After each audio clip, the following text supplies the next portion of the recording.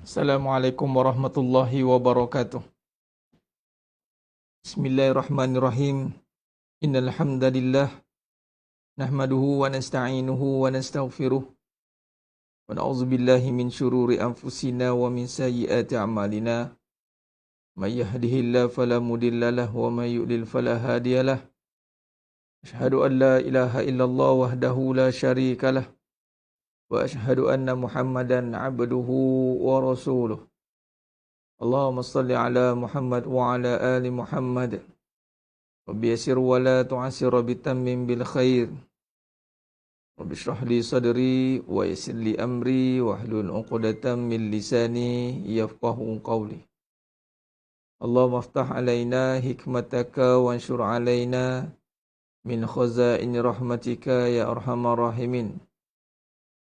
Wallahu allazi la ilaha illa huwa alimul ghaibi wasyahadah wa rahmanur rahim. Wallahu allazi la ilaha illa hu al-malikul quddusus salamul mu'minul muhaiminul azizul jabbarul mutakabbir. Subhanallah ya amma yushrikun. Wallahul khaliqul bari'ul musawwirul lahul asma'ul husna. Yusabbihu lahu ma fis samawati wal ardh wa huwal azizul hakim. Wala haula wala quwwata illa billahil aliyil azim wala manja minallah illa ilaih amma ba'du. Ayyuhal mu'minun ittaqullah usikum wa iyaya bittaqwallah faqad fazal muttaqun. Alhamdulillah, sidang jemaah yang dimuliakan Allah Subhanahu wa taala, para penuntut Akademi Rotu Furqan, muslimin muslimat, hadirin dan hadirat. Mudah-mudahan kita semua tergolong dalam golongan hamba-hambanya yang benar-benar bersyukur. Amin ya rabbal alamin. Alhamdulillah, bertemu lagi kita pada malam ini dalam siri pengajian online kita, pengajian atas talian kita dalam siri pengajian hakikat kehidupan, tafsir kehidupan. Ini kita tafsir kehidupan bersandarkan tauhid dan tasawuf, menggunakan perbahasan ataupun kaedah pentafsiran bersandarkan kepada sifat wajib bagi Nabi SAW, soft. Dan Alhamdulillah kita dah masuk pada tahapan pengajian yang ketiga, iaitu pengajian hikmah dalam kehidupan. Yang mana pengajian hikmah dalam kehidupan ni menjurus kepada permasalahan ataupun merungkai akan keadaan kehidupan dan elemen-elemen ataupun hal-hal yang berkaitan tentang kehidupan itu. Sebagai contoh, kita menumpukan perbahasan tentang akal, kefahaman, bagaimana kita nak melihat peranan akal dalam kehidupan ini. Kita bahas tentang keraguan, kita bahas tentang perasaan, dan kita akan sentuh satu persatu. Dalam bab hikmah dan pengajian ini, kita akan lebih fokus kepada tafsiran yang banyak berlegar di dalam kehidupan kita seharian ni. Yang mana sebelum ini saya menekankan juga perbahasan tentang tertekan ataupun depression itu. Dan kalau ditanyakan kenapa kaji Ustaz dalam bidang ini, kerana kehidupan itu berkaitan dengan semua perkara yang kita sebutkan tadi. Tekanan, tertekan, bebanan, perasaan. Dan Alhamdulillah kita ada kaedah pengajian dia. Kita bukan menyentuh dalam bab biologi, tidak. Kita memang tidak ada ilmu tentang biologi itu. Kita bukan bidang itu. Tapi mari dalam bab bioenergy, yakni roh, yakni rohani. Kita tidak bahas tentang menjangkaui. Kita bukan tidak lari daripada bidang yang kita nak bincangkan. Kita tidak akan sentuh pada perbahasan yang bukan ahli. Contoh, komponen badan manusia yang terdiri pada biologi, komponen badan, yakni fizikal. Adapun kita menyentuh tentang komponen manusia, yang terdiri daripada, yang Allah nyatakan dalam surah As-Sajdah 9, summa sawwahu wa nafakha fihi min ruh. Roh, yang mana roh ini kita tak akan bincanglah tentang roh, sebab roh itu rahsia Allah. Adapun kita membincangkan tentang sifat yang ada padanya. sam'a wal absara wal afidah. Sifat pendengaran, sifat penglihatan, jiwa, afidah. Jadi ini memang bidang kita. Kalau ada yang mengatakan ni bukan bidang nak kaji. Pertama memang bidang Allah takdirkan bab kehidupan. Tengah-tengah saya tulis tafsir kehidupan. Bukan kita sentuh isu trending. Asal trending dia kita sentuh. Dah. Kita tak komen isu-isu trending tuan-tuan. Dan minta jauhkan, kita takkan ikut pun arus viral pun. Kita takkan ikut. Adapun ketika kita bahaskan kehidupan, kemudian ada isu yang berbangkit, terutama tengah trending, jadi kita sentuh. Terutama tentang depression, tertekan, perasaan itu. Dan memang kita dalam kajian hakikat kehidupan, yang ini tafsir kehidupan, memang kita sandarkan kepada hadis Nabi SAW. Al-Quran mengatakan, وَتَوَصَّوْا بِالْحَقَّ, berpesan-pesan dengan kebenaran. Dan Nabi pun menyatakan dan menyuruh kita, alaikum bisidik, hendaklah kamu berkata benar. Jadi benar, kebenaran itu bukan perasaan. Jadi terang-terang kita dah bawa perbincangan ini. Terang-terang kita buat perbincangan ini. Hari ini tajuk baru ke? Masih lagi tajuk sama tu, mentadbir akal tu, siri 2 kan? Kemarin siri 1. Takbir akal di bawah pengajian hikmah. Ni saya ulas supaya tahu perjalanan pengajian ni. Bila sebut tentang hikmah, kita dah masuk ke tahapan yang mendalami ataupun kita akan menyentuh komponen-komponen ataupun elemen-elemen kehidupan yang duduk pada manusia, bukan duduk pada kehidupan. Itu kehidupan ada 2, susah senang. Tu je, hak batil.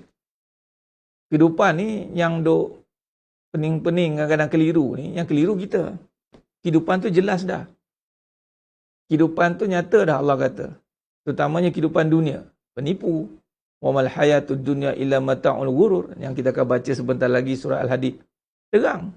Tinggal kita je nak kabur. Tak boleh nak beza kan. Tu saja. Allah kata kehidupan akhirat. Walal akhiratu khairu wa abqa. Akhirat tu kekal. Jelas. Bermaksud kehidupan ni ada 2 cerita. Kehidupan akhirat, kehidupan dunia. Jelas. Susah, senang, jelas. Tapi komponen yang ada pada manusia itu perlu diperjelaskan. Perasaan perlu diperjelaskan. Akal perlu diperjelaskan. Kebenaran perlu diperjelaskan. Jadi bila manusia gagal memahami komponen diri dia, macam mana dia nak mentadbir kehidupan? Macam bawa kereta lah. Jalan raya tetap jalan raya. Signboard tetap signboard. Kalaulah kereta tu pun tak tahu komponen mana tayar, mana enjin, yang basic-basic, tak adalah kita siapa nak jadi engineer. Baik, tunggu semalam soal jawab ilmiah. Bila saya masuk bual bicara, bermaksud bukan official. Senang cerita lah. Asal keluar skrin 3D belakang ni, official lah tu. Faham? Yang keliru pula. Bila saya buat bual bicara saja, maknanya lebih kepada santai. Saya akan sentuh tajuk bebas. Tajuk umum lah. Bila keluar saya 3D belakang ni, ada bawah tu nampak ni, official. Senang. Dan kalau ikut tarikh pun memang ada waktu dia. Tapi tak apa, ikut je. Tengok, ini official ni. Bila saya kata official, official. Bila kata bual bicara, tajuk bual bicara, santai. Adapun bual bicara itu memang saya akan tekankan juga tajuk yang official. Sama je. Cuma kaedah penyampaian saja. Saya ringankan. Macam ni kita ada nota, ada tulisan lagi. Sebab tu berbeza yang akan tengok tu. Kalau santai kan baiklah. Seronok, santai-santai nak dengar-dengar. Tapi bila serius, sikit lah balik. Macam lah tu. Kan? Dia serius je mula dia mengecilkan audien. Kalau nak dengar-dengar tu, dia akan pergi audien yang besar. Baik, jadi sidang jemaah yang muliakan Allah SWT, khair. Daripada sebelum kita lanjutkan perbincangan kita ni lebih panjang. Kalau saya dah start kan, tak berhenti pula. Baik, kita mulakan dulu dengan kita membaca surah Al-Hadid. Seperti biasa, kita lazimi amalan yang telah Allah izinkan kita beramal ni dengan surah Al-Hadid, insyaAllah. Baik, mari kita sama-sama mulakan dengan umul kitab Al-Fatihah. Bismillahirrahmanirrahim. Alhamdulillahi rabbil alamin. Ar-Rahmanir Rahim. Maliki yaumiddin. Iyyaka na'budu wa iyyaka nasta'in. اهدنا الصراط المستقيم صراط الذين أنعمت عليهم غير المغضوب عليهم ولا الضالين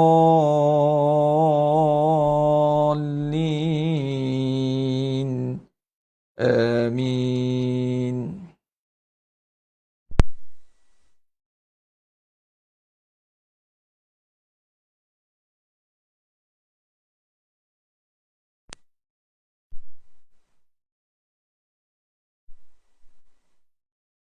بسم الله الرحمن الرحيم. سبح لله ما في السماوات والأرض وهو العزيز الحكيم. له ملك السماوات والأرض يحيي ويميت وهو على كل شيء قدير. هو الأول والآخر والظاهر والباطن وهو بكل شيء عليم. والذي خلق السماوات والأرض في 6 أيام ثم استوى على العرش يعلم ما يلج في الأرض وما يخرج منها وما ينزل من السماء وما يعرج فيها وهو معكم أينما كنتم والله بما تعملون بصير. له ملك السماوات والأرض وإلى الله ترجع الأمور. يولج الليل في النهار ويولج النهار في الليل وهو عليم بذات الصدور. آمنوا بالله ورسوله وأنفقوا مما جعلكم مستخلفين فيه فالذين آمنوا منكم وأنفقوا لهم أجر كبير. وما لكم لا تؤمنون بالله والرسول يدعوكم لتؤمنوا بربكم وقد أخذ ميثاقكم إن كنتم مؤمنين. هو الذي ينزل على عبده آيات بينات ليخرجكم من الظلمات إلى النور وإن الله بكم لرؤوف رحيم. وما لكم ألا تنفقوا في سبيل الله ولله ميراث السماوات والأرض لا يستوي منكم من أنفق من قبل الفتح وقاتل أولئك أعظم درجة من الذين أنفقوا من بعد وقاتلوا وكلا وعد الله الحسنى والله بما تعملون خبير. من ذا الذي يقرض الله قرضا حسنا فيضاعفه له وله أجر كريم. يوم ترى المؤمنين والمؤمنات يسعى نورهم بين أيديهم وبأيمانهم بشراكم اليوم جنات تجري من تحتها الأنهار خالدين فيها ذلك هو الفوز العظيم.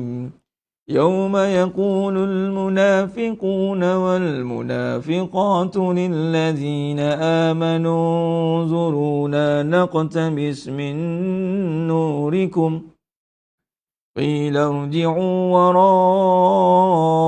وراءكم فالتمسوا نورا فضرب بينهم بسور له باب باطنه فيه رحمة وظاهره من قبله العذاب ينادونهم ألم نكن معكم قالوا بلى ولكنكم فتنتم أنفسكم وتربستم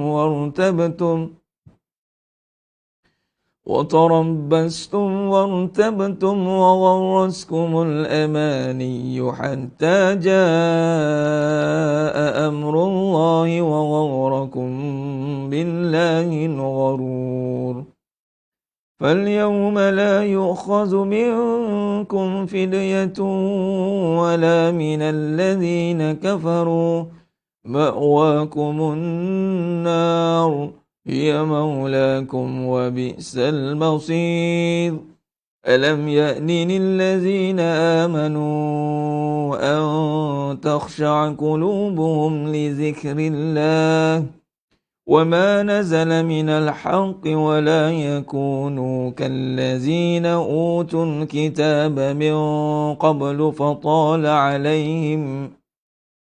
فطال عليهم الأمد فقست قلوبهم وكثير منهم فاسقون اعلموا أن الله يحيي الأرض بعد موتها قد بينا لكم الآيات لعلكم تعقلون إن المصدقين والمصدقات وأقرضوا الله قرضا حسنا يضاعف لهم ولهم أجر كريم والذين آمنوا بالله ورسوله أولئك هم الصديقون والشهداء عند ربهم لهم أجرهم ونورهم والذين كفروا وكذبوا بآياتنا أولئك أصحاب الجحيم اعلموا أنما الحياة الدنيا لعب ولهو وزينة وتفاخر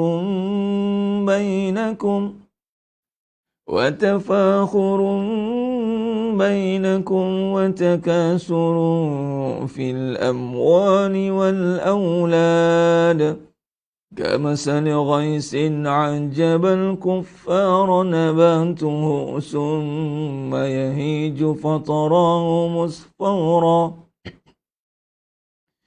ثم يهيج فتراه مصفرا ثم يكون حطاما وفي الآخرة عذاب شديد ومغفرة من الله ورضوان وما الحياة الدنيا إلا متاع الغرور سابقوا إلى مغفرة من ربكم وجنة عرضها كعرض السماء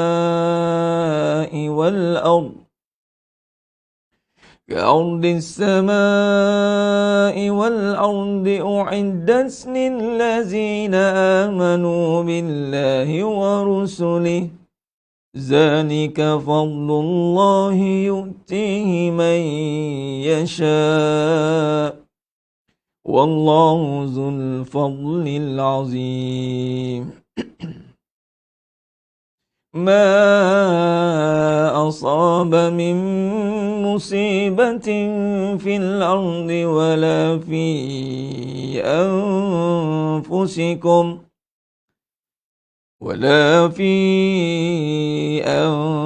أنفسكم إلا في كتاب من قبل أن نبرأها إن ذلك على الله يسير لكي لا تأسوا على ما فاتكم ولا تفرحوا بما آتاكم والله لا يحب كل مختال فخور الذين يبخلون ويأمرون الناس بالبخل ومن يتول فإن الله هو الغني الحميد لقد أرسلنا رسلنا بالبينات وأنزلنا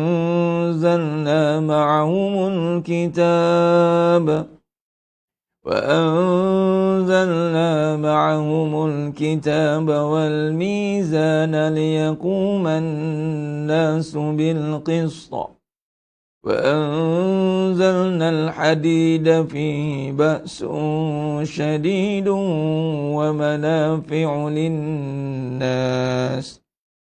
ومنافع للناس وليعلم الله من ينصره ورسله بالغيب إن الله قوي عزيز ولقد أرسلنا نوحا وإبراهيم وجعلنا في ذريتهما النبوة والكتاب فمنهم مهتد وكثير منهم فاسقون ثم قفينا على آثارهم برسلنا وقفينا بعيسى ابن مريم وآتيناه الإنجيل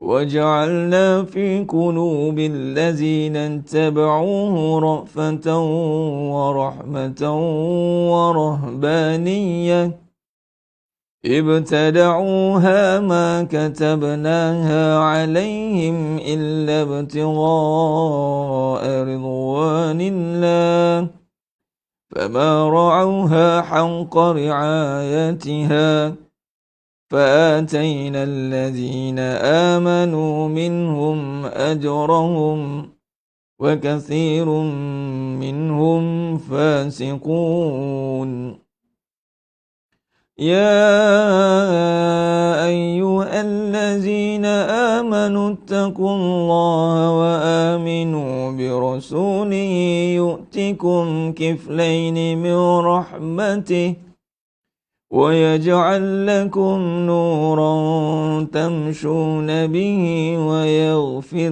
لكم والله غفور رحيم لئلا يعلم أهل الكتاب ألا يقدرون على شيء من فضل الله وأن الفضل بيد الله يؤتيه من يشاء والله ذو الفضل العظيم Sadaqallahul azim. Alhamdulillah. Selesai sudah bacaan suci Al-Quran daripada surah Al-Hadid sebentar tadi. Mudah-mudahan kita mendapat fadilat dan kebaikan daripada bacaan surah Al-Hadid tersebut. Yang mana dalam surah Al-Hadid Nabi SAW telah menyatakan ada satu ayat yang fadilat lebih pada 1000 ayat. Itulah wal awwal wal akhir wal zahir wal batin. Bermaksud sekiranya kita Allah dah izinkan istiqamah baca, kalau dah 10 malam baca, Dari sudut bacaannya, kalau comparekan, kita nisbah kembali kepada hadis Nabi SAW tadi, bermaksud kita dah baca 10,000 ayat. Masya Allah. Kalau 10,000 ayat, kalau dah 6,626 ayat, tu seluruh Al-Quran, divide 1,000, 6,000 khatam. 6,000 khatam. Masya Allah. Kalau 10 hari, kalau 30 hari, 30,000 ayat. Allahu Akbar. Ini ilham ataupun petunjuk. Amalan ni banyak tuan-tuan. Kalau nak kata amalan ni, ya Rab, banyak kita nak beramal. Anugerah Allah SWT. Amalan ni semua milik Allah. Jangan sampai kita terlihat diri yang beramal, punyai amal, miliki amal. Tidak. Kita ambil ibrah daripada puasa. Ingat, kita dah melalui madrasah Ramadan. Dah pun nak masuk Aidil Adha dah pun. Sebulan, dah masuk 2 bulan meninggalkan. Jangan sampai tinggal terus. Natijah daripada Ramadan itu, la'allakum tatakun, mudah-mudahan kita bertakwa. Kalau kita rujuk dalam satu hadis Nabi SAW daripada puasa, Nabi SAW mengatakan, puasa fa'innahu li wa ana ajizibi. Semua amalan anak Adam itu digandakan 10 hingga 700 difin, hingga 700 kali ganda. Semua amalan. Tak kira lah bulan puasa ke tidak, digandakan. Sehinggalah bulan puasa maksimum lah gandaannya. Starting from 10. Macam contoh, kita baca Quran, kita membaca dengan hati, kita lafaznya, setiap satu huruf, alimun harfun, lamun harfun, mimun harfun, kata Nabi. Kalau setiap satu huruf itu dinisbahkan dengan 10 pahala, bayangkanlah, kalau 1000 ayat, berapa huruf, darablah, banyaklah. Baik, cuma, kata Nabi SAW, fa'innahu li, illa saum fa'innahu li, wa ana ajizibi. Kecuali dengan puasa. Puasa ni milik aku, kata Allah. Fa'innahu li wa ana ajizibi. Kalau kita renung, kenapa puasa ni milik Allah? Yang berpenatnya kita, yang tak makannya kita. Nampak? Yang bertahan laparnya kita. Kerana daripada hadis tersebut, hadis kursi mengatakan bahawa kita meninggalkan syahwat wa ta'amahu min ajli, kerana aku. Ni Allah kata. Kita meninggalkan makan minum ini kerana Allah, tuan-tuan. Siapa berani tak makan, tak minum kerana orang? Takkan ada di bawah orang ni, protes macam mana pun. Dan tak engkau lah, aku nak makan. Tak ada. Dan tak berani lagi, orang boleh halang kita tak makan, tak minum di saat kita ada daya, ada harta. Ada daya, ada harta. Jangan makan. Ada harta, ada duit. Tiba ada satu pekeliling keluar, ataupun MKN, Majlis Keselamatan Negara. Keluar pekeliling. Mulai 3 Julai. Perintah Kawalan Pemakanan. Sudah. PKP juga. Perintah Kawalan Permakanan diberhentikan. PKPD juga. Perintah Kawalan Permakanan diberhentikan. Tidak boleh makan dan minum. Agak-agak ada orang nak ikut tak? Jangan memberontak orang. Wa'imah turun daripada sultan sendiri pun. Malah sultan dan pemerintah meletakkan makan minum ni agenda utama masyarakat. Rakyat. Tak makan, jangan sampai rakyat tak makan, tak minum. Nampak? Jadi menunjukkan bahawa kita boleh meninggalkan makan dan minum kerana Allah suruh lah. Allah yang suruh tu kita boleh tak makan, tak minum tu. Bila kita buat kerana Allah suruh, bermaksud amalan tu milik Allah. Jelas? Kat mana nak tengok milik Allah tu? Apabila kita buat sebab Allah suruh. Kalau buat sebab kita nak buat, dia mula nampak diri lah. Tapi sebab ini Allah suruh, solat Allah suruh. Kalau peringkat awal, kanak-kanak ataupun peringkat baru akil balik, mula nak belajar, ayah suruh. Dia ayah suruh, dia solat sebab ma'rifatul abi. Nampak ayahnya, nampak abi, dia solat. Bukan ma'rifatullah. Tapi lama kelamaan belajar dan belajar dan belajar. Ilmu berkembang. Keimanan bertambah. Maka solat tadi kerana Allah. Allah suruh. Jelas. Bila ketika amalan itu dikembalikan ataupun kita lakukan kerana Allah, Masya Allah. Itu milik Allah. Dan apa hebatnya bila kata milik Allah ni. Bila sesuatu amalan itu digazetkan milik Allah. Dan kita mampu faham dan kita sedar amalan ni milik Allah. Tuan-tuan. Sidang jemaah dimulakan Allah Ta'ala. Pahalanya unstoppable. Infinity. Fa innahu li wa ana ajzi bih. Wa ana ajzi bih. Aku yang bagi pahala. Sebab itu pahala ikhlas itu pahala yang tidak terkira. Mencapai makam ikhlas memang dapat pahala, tapi bila cecah ke ikhlas, unlimited. Hanya Allah je boleh bayar. Dan ikhlas itu Allah. Bila Allah beramal dengan Allah, bukan dengan diri, tuan-tuan, tamsil mudah. Tamsil, saya buat tamsil begini. Tuanku, raja punya barang, kita bawa. Kita bawa tuanku punya barang, kemudian kita kembalikan barang tuanku kepada tuanku. Okey, kalau kita barang tuanku kepada tuanku dengan permission tuanku, bermaksud siapa yang menilai barang itu? Tuanku lah, sebab tuanku punya. Itu maksud dia. Kalau kita bawa solat yang milik Allah, kita solat sebab perintah Allah, dengan izin Allah, maka solat itu dikembalikan kepada Allah. Maka siapa yang akan menilai solat itu? Allah. Sekiranya Allah yang menilai solat itu, agak-agaknya apa penilaian dia? Maksimum. Allah punya. Takkanlah bila kita punya barang, kita akan, orang kata apa? Time inilah nak angkat baku sendiri. Ibarat gitulah. Orang tak puji, dan kita lah puji sendiri. Contoh kan, kata-kata batil lah tu. Puji diri sendiri. Jangan buat main tuan. Nanti kan jadi sum'ah kan. Ujub boleh, sum'ah boleh. Dua-dua adik-beradik tu. Ujub pelik dengan kehebatan diri. Sum'ah kagum dengan diri. Macam orang lain tak hebat, dia je hebat. Tu sum'ah. Ni tak ada ni, aku je boleh buat. Tu sum'ah. Aku je boleh buat ni. Aku rasa tak ada lagi orang boleh buat setara aku ni. Setara aku je boleh ni. Dia punya ayat. Aku je belakang tu. Habislah. Sum'ah. Terbakar habis amal. Kalau ujub, dia pelik. Ujub, dia kagum. Kira juga aku ya. Seorang-seorang lah. Tak perlu cerita kat orang lah. Boleh tahan juga aku. Dia syok sendiri, dia panggil SS. Syok sendiri. Syok sendiri pun jahanam amalan. Syok betul-betul pun jahanam amalan. Memang syok betul lah. Aku je boleh buat ni. Orang lain tak boleh lawan aku. Apa tak kira riak. Riak ni nunjuk orang. Tengok kau ada. Kau ada. Aku je ada. Tu nunjuk kau orang. Ataupun buat sebab orang. Sebab apa jadi baik ni?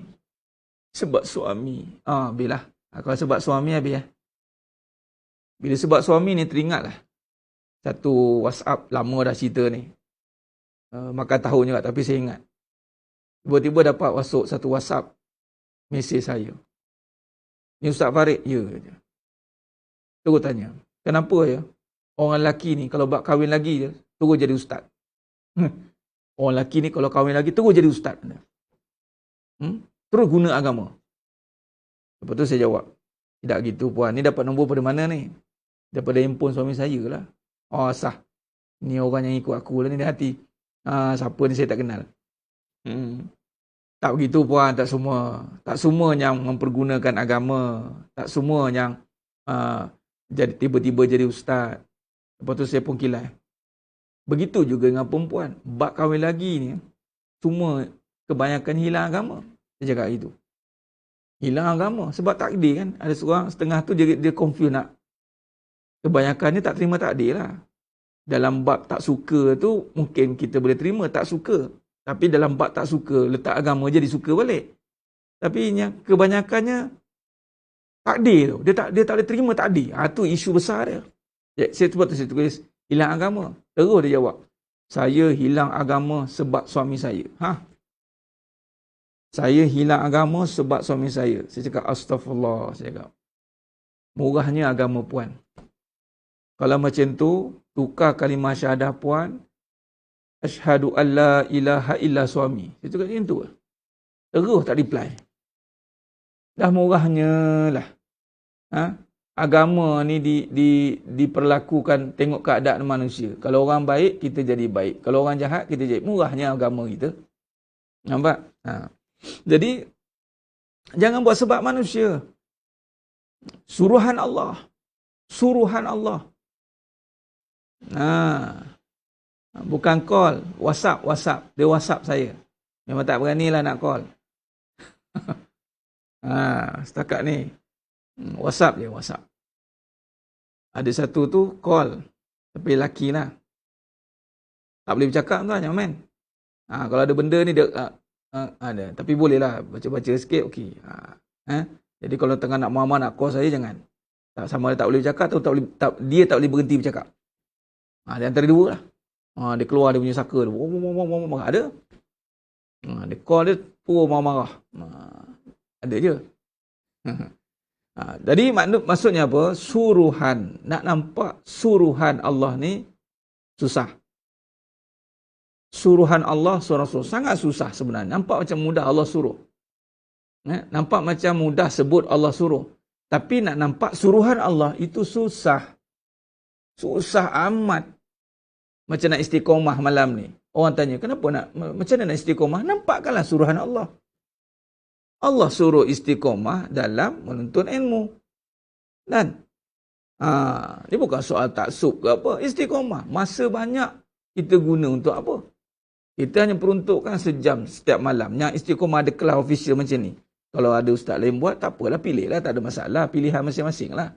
Tapi ada yang live, yang konsisten, ikutlah isi masa. Kalau bab lain, bab dunia, bab apa, boleh kita bagi peruntuk masa istiqomah kan. Orang kata, cari duit. Istiqomah kerja. Tak kata pula taksub duit. Bila cari ilmu, taksub ilmu. Pelik bin ajaib dipanggil. Pelik bin ajaib. Si hari bulan taksub dengan ustaz. Terus kita pula kena. Tak takap pula taksub dengan bos. Pergi kerja siang malam pergi petang tu. Ni taksub dengan bos ni. Dalam bab yang memberi abang panggil keuntungan dunia, tak apa. Taksub pun tak apa. Tapi kalau bab bagi pada akhirat, jangan over sangat. Nanti gila isim. Gila isim terus dia bagi cop. Sedangkan gila isim tu memang gila dah. Sebab tak ada bimbingannya betul. Sama juga kalau dia ni fokus kat dunia pun gila isim juga. Gila isim pada dunia lah. Itu lah. Cuma tak nampak lah isim dia tu. Dia gila nama dunia. Gila nama. Orang yang gila nama ni isim. Isim tu nama. Gila nama. Kan? Orang yang kejar dunia nak nama dunia tu gila isim lah tu. Sama lah. Jadi, cuma dunia ni orang suka. Agama orang tak suka. Lagi ilmu-ilmu macam ni. Cerita bab kebenaran, kepahitan dan ada pula berapa kadang-kadang bertembung dengan pahaman. Kan? Contoh dalam bab tekanan, cerita bab depression. Bila kita cerita bab kebenaran, ada je setengah-setengah pihak yang bertentang dengan perbahasan ini. Kita berbahas ada kaedah, bukannya ikut-ikut ataupun kita main tebuk-tebuk ataupun cuba-cuba fikir. Tak, ini memang perjalanan kita ada je. Tapi memang bertembung lagi lah, orang tak suka, ramai je. Kan? Baik, yang paling tak suka iblis lah. Itu dah pasti. Iblis tak sukalah sebab kita bincang bab kebenaran, sedangkan dia menaburkan kepalsuan, dia menaburkan kekeliruan di saat kita nak duduk dalam kebenaran. Ini suruhan Allah, alaikum bisidik. Suruhan Rasulullah SAW, alaikum bisidik. Fa inna sidik yahdi ila bir wa inna bir yahdi ila jannah. Nampak? Jadi, sidang jemaah yang muliakan Allah SWT. Sebab itu, bila kata, hendaklah kamu berkata benar. Hendaklah kamu berkata benar. Bila kata benar itu, Nabi suruh duduk yang kebenaran. Dan untuk dapat suruhan Allah tu memang susah. Sebab apa susah? Sebab nak rasa Allah lah. Kalau senang tak rasa Allah. Tak rasa Allah. Contoh. Ada duit, time ada duit, doa dengan tak ada duit doa. Cuba. Cuba. Tu. Ni cerita tak ngaji ni cerita ni. Time tak ada duit, berdoa. Time ada duit, berdoa. Mana yang angkat tangan tu, Ya Rabb. Ataupun, Ya Rabb. Time tak ada lah tuan. Time tak ada lah gitu. Ya Allah. Tak. Memang, kita kena susah. Tapi bila ada Allah, jadi nikmat. Sebab tu, kenapa kena susah Ustaz? Kenapa tak rasa susah? Ya, dah ada Allah. Tapi hakikatnya, susah. Sebab tu kita tidak menjanjikan bulan dan bintang. Siapa yang kena stres-stres akal ni, yang tekanan tertekan ni, sebab dia ditipu oleh dunia. Siapa yang ngajar dia? Memanglah lepas dia dah stres tu, takkanlah kita nak tazkirah dia kat situ. Memang dia tengah tension. Tiba-tiba nak ajar hukum fiqah. Peninglah dia kat situ. Memang dia tak mau dengar dah hukum fiqah ni. Hukum fiqah ke, tiba nak cerita qala Allah Ta'ala fil kitabil aziz, memang taklah dia. Sebab akal dia tengah jam. Sebab apa? Sebab dia ditipu tadi oleh dunia. Ditipu oleh dunia. Bila ditipu oleh dunia, jadi apa yang berlaku? Akal dia tidak boleh terima lah. Jadi dia kecewa. Bila dia kecewa, apa dia buat? Dia tak mau dengar lah buah-buah lain. Dia kenalah suka dulu. Sebab tu kebanyakan dia akan ambil langkah suka. Tapi sebab kita ada Allah. Sebab itu kadang-kadang bila akal, kita dah berada pada tahapan yang orang kata dah tak boleh fikir. Bila tak boleh fikir tu datangnya pertolongan tu, sebab datangnya hidayah, petunjuk Allah itu memang di saat dah tak boleh fikir. Memang pengajian akidah memang begitu, memang tak boleh fikir, betul lah tu. Betul lah tu kalau masih berfikir-fikir macam mana? Rupa Allah ni macam mana? Masih boleh fikir-fikir, tak mengaji lah. Bulat ke Ustaz bentuk dia? Kat mana dia masih tanya kat mana, bentuk macam mana, fikir-fikir, masa akal dia masih belum sampai ke tahap penggunaan yang sebenar. Bila kita nak pergi masuk kepada fasa berbicara soal agama, akal ni perlu berada pada tahapan yang stable. Stable ni dia tak suka soal-soal. Pengajian akidah bukan soal-soal. Pengajian akidah terima-terima. Terima. Itu ya. Sebab tu tasdik tu benarkan. Yang soal guru tak apa. Guru soal tak apa sebab metodologi pengajian. Tapi kalau kita duk soal, jenuh kita. Nampak? Jadi dia ada fasa ada terima tu, masuk akal dia dah cool down. Okey, sebab tu orang dah tak boleh fikir, ya Ustaz, okey memang. Contoh. Yang malam ni kita bincang tentang sangkaan. Siri 2, bab pentadbir akal, sangkaan yang binasa. Baik. Dan kata Allah dalam surah Al-An'am 116. Jangan kamu ikut sangkaan. Surah Al-An'am 116, Allah kata, ini menjadi satu indikator ataupun sandaran kita dalam kajian ini juga. Allah kata, dan jika kamu mengikuti kebanyakan orang di bumi ini, niscaya mereka akan menyesat kamu dari jalan Allah. Kebanyakan tu Allah kata. Yang mereka ikuti hanyalah prasangka belaka. Yang ini sangkaan semata-mata. Dan mereka hanyalah membuat kebohongan. Baik. Bila kata akal ni, dia tengah berada pada fasa yang orang panggil gilang gemilang. Biasa, tengah semua buat jadi. Orang kata apa? Buat dia jadi. Fikir dia dapat. Tengok. We design our destiny. The mind power. Dia kaji. Oh, jadilah. Jadilah. Asal fikir jadi, tiba-tiba satu tahap tak jadi. Tak jadi. Bila tak jadi, time itulah dia mula mencari erti. Sebab tu bagus tak jadi. Bila tak jadi, itulah kita cari erti. Tak jadilah. Ya Allah, apa lagi ni ya Allah? Apa ya Allah, tolong beri petunjuk. Time itulah angkat tangan. Ya Allah. Cuba kalau buat fikir dia. Tengok. I'm brilliant. Terus I am brilliant terus. Macam Korun. Macam Korun lah. Peringkat awal, sepupu Nabi Musa AS. Sepupu. Minta Nabi Musa AS. Formula bancung mah Korun tu. Dia punya bisnes dia, tuan. Urusan dia adalah bancuh emas. Nabi Musa AS ada mukjizat mah bancuk. Bukannya mining tau. Bancuh. Macam teh tarik satu. Dia macam tu. Bancuh mah satu. Okey, bancuh. Tiba-tiba jadi. Dah formula kena. Tepat.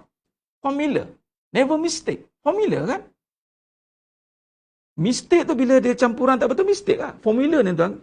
Kalau tengok formula, jarang salah. Sebab formula ni adalah satu ilham pada Allah yang tepat daripada bersandarkan kajian dan penelitian sesetengah orang itu. Tapi kena ingat, di saat dia boleh kaji, dia boleh teliti, bersandarkan apa? Dia tengok tu, bersandarkan apa? Bukankah dengan pertolongan Allah, dia boleh tengok, dia boleh faham, tapi dia terhijab dengan diri dia. Terhijab dengan sijil dia. Terhijab dengan peralatan kajian dia. Terhijab dengan study case dia.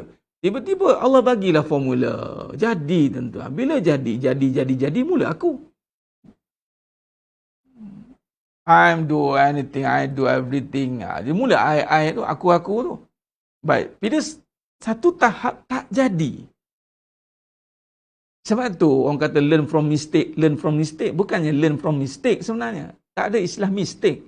It is a process. Sebab tu kita takkan pergi kepada salah.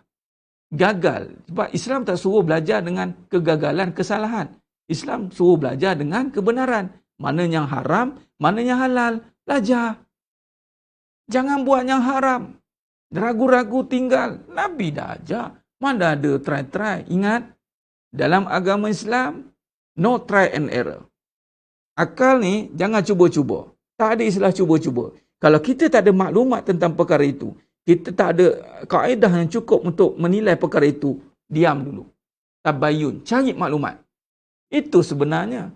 Jangan kita tak tahu tentang perkara itu, kita komen. Ini jadi masalah sekarang ini. Masalah sekarang ini, kita tak tahu dan tak ada ilmu tu. Ataupun kita baru tahu pada fasa 1. Kemudian jadi. Bila jadi, tengok pengalaman. Tiba-tiba Allah nak naikkan fasa 2. Tak jadi. Contoh. Dengan isu sekarang ni tuan-tuan. Isu pandemik. Kalau pergi pada pandemik, isu kesihatan kan. Tiba-tiba, relate dengan ekonomi. Kita ingat, ekonomi tak terjejas. Rupanya terjejas. Sebab apa? Apa kesihatan yang menjejaskan ekonomi? Sebelum ni pun, kesihatan berlaku juga. Tapi sekarang, kenapa terjejas? Sebab orang tak boleh datang. Semua teori marketing stuck. Bagi tahu mana teori marketing sekarang ni. Hotel Istana 30 tahun beroperasi. Tadi saya baca artikel 1 September akan mengumumkan penutupan secara rasmi. Dan dia dimanage oleh kumpulan, dia panggil apa? The best yang menguruskan hotel, dan dia ada rangkaian Hilton. Hotel-hotel Hilton di Malaysia ni. Dan satu di Johor, tak silap saya, dah tutup. Dan saya nak bagi tahu, adakah mereka ni meniaga setahun 2? Adakah mereka tak faham tentang marketing? Adakah mereka tak ada think tank? Adakah mereka tak ada simpanan yang banyak? Tetapi kenapa mereka terjejas dengan situasi ini? Kita bimbang-bimbang, akal mula menguasai 1 ke 3 dulu. Sekarang Allah nak naik level lah. Nak level. Kalau kita anggap benda ni sebagai proses untuk learn, belajar, untuk sedar diri. Sedar diri bahawa aku selama ikut sangkaan semata-mata. Apa sangkaan? Just look, just tengok. Seeing is believing. Sebab tu Allah kata, surah Al-An'am 116. Seeing is believing. Jangan tengok buat jadi dah kira aku hebat. Sebab tu kali ni dah tak boleh mendabik dada. Okay, fine. Baiklah, kita terima anda boleh bercakap sebab anda ada ratusan juta. soal. Kalau saya tanya balik, saya akan tanya.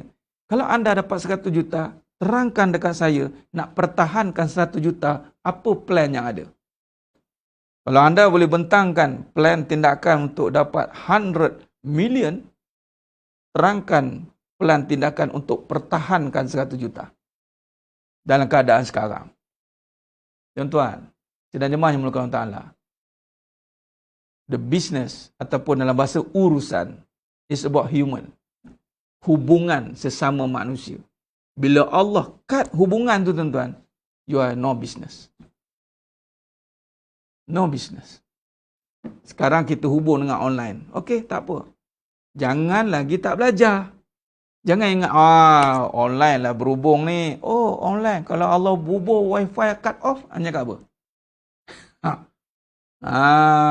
Dia kita bergantung dengan fiber optik. Online tu bergantung dengan wifi. Kalau wifi tak ada, sistem breakdown. Nak gantung dengan apa? Sebab tu, kita jangan menyangka-nyangka apa yang kita lihat, itulah hasil kita. Ni sebab online marketing lah. Jadi, online marketing lah jadi ni. Ni degil lagi tu, degil. Minta maaf cakap lah. Itu je bahasa dia. Fasa sekarang bukan fasa nak menyangka-nyangka lagi dah. Fasa untuk kembali restructuring apa pahaman yang ada dalam fikiran kita selama ni.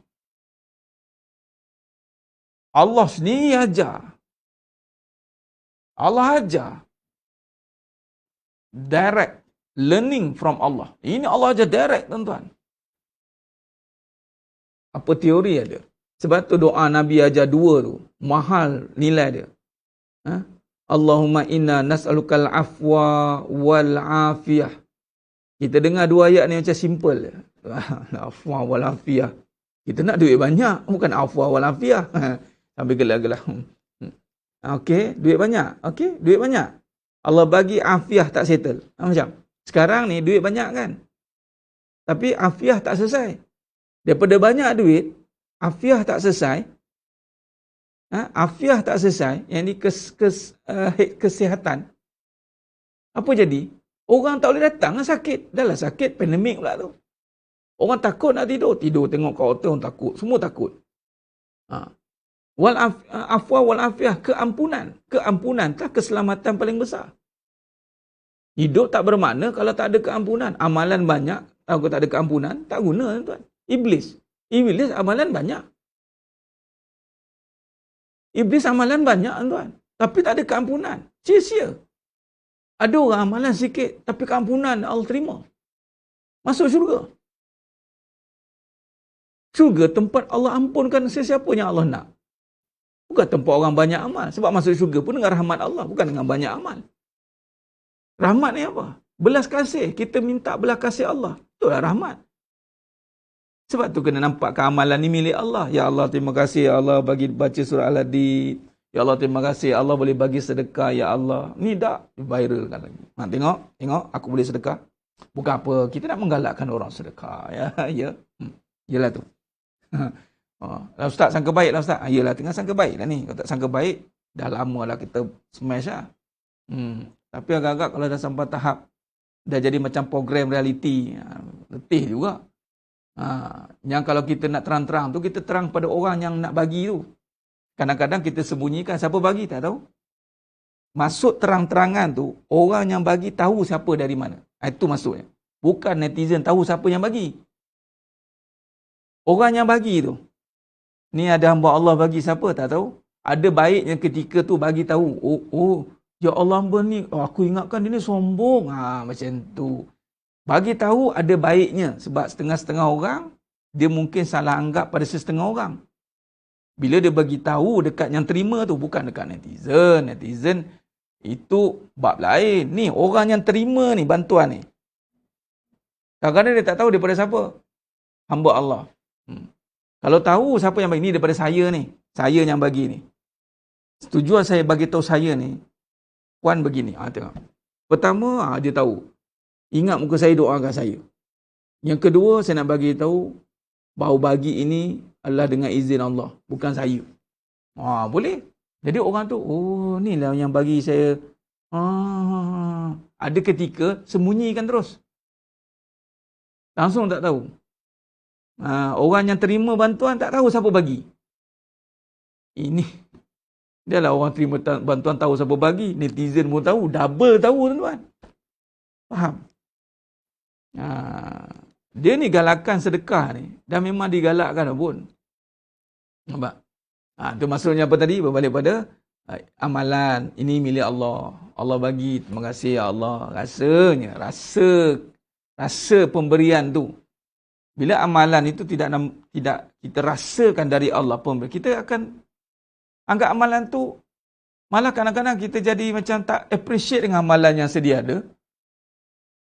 Dan malah kita memandang, alah, aku dah tahajud, nak apa lagi? Ada lagi tak? Ya, ada. Aku dah boleh dah buat list dah, setiap pagi semua dah ada list ni. Apa lagi yang aku dah, ada lagi tak? Dia mula ada. Lebih parah, bila tengok orang tak buat, apa tak buat ni? Kita ni hidup untuk Allah. Kita nak masuk, kita kena ada satu hal tujuan jelas. Kita kadang tu tarbiyah orang kan. Sebab apa? Nampak macam kemas dah tarbiyah tu. Tiba-tiba nampak dari diri. Patutnya orang tanya, Ustaz, macam mana tahajud? Saya tak boleh lagi tahajud, Ustaz. Macam ni, Ustaz? Masya Allah. Saya nak cakap pun susah. Sebab appreciate lah dengan amalan yang ada dulu. Terima kasih kat Allah banyak-banyak dengan amalan yang sedia ada. Boleh buat apa sekarang? Sekarang ni Ustaz dah boleh jaga solat 5 waktu. Alhamdulillah, bagus dah boleh jaga solat 5 waktu. Jaga betul-betul solat tu ya. Tahajud ni, ialah memang fadilat dia besar. Memang dalam Quran pun Allah suruh. Tapi, dari Allah kan, mintalah ke Allah. Kalau sekarangnya Allah tak bagi, jangan sangka buruk dengan Allah. Ni biasa. Ada orang gitu, Allah tak bagi dia. Allah tak sayang aku ni. Tak buang tahajud, insya Allah tak suka kat aku ni. Ya Rabbi, tuan-tuan. Jangan sangka buruk dengan Allah macam tu. Tapi Ustaz, ada yang cakap macam tu. Itu pahaman, kadang-kadang pahaman bercampur-campur lah. Sedangkan tidak memberi itu tak bermakna Allah tidak memberi rahmat. Mungkin Allah bagi cara lain. Nampak? Tidak bermakna anda tak boleh dapat satu amalan. Yang penting jangan yang wajib. Kalau yang wajib Allah halang, pening tuan-tuan, jangan buat pasal.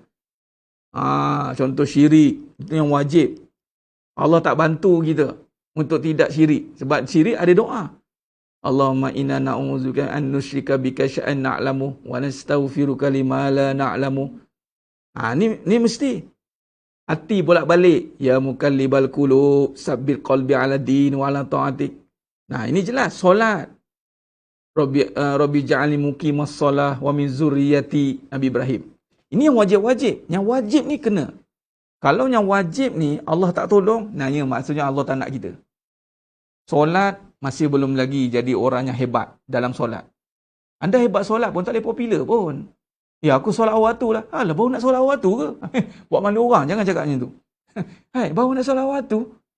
Tak payah. Tapi kalau tahajud, ya, aku dah sekarang ni alhamdulillah dah boleh tahajud pukul 4 pagi tu, macam automatik je bangun. Amboi. Kawan tu dengar, Allah, untungnya. Itulah. Mungkin Allah sayang aku lebih katnya. Kau ni mesti banyak dosa kan? Tak boleh bangun tahajud. Allah. Kawan tu, yelah je. Nak cakap apa? Jadi maknanya kita kena faham. Tak semua amalan itu terhalang. Kena faham yang sunat-sunat lah. Tak boleh buat yang sunat, tak bermaksud anda banyak dosa. Sebab sunat, yang tak bolehnya banyak yang ni. Contoh tak boleh taat dengan suami, tiba-tiba tak boleh nak buat baik dengan suami, tak boleh nak senyum dengan suami, yang amalan kau. Itu ada dalam Quran.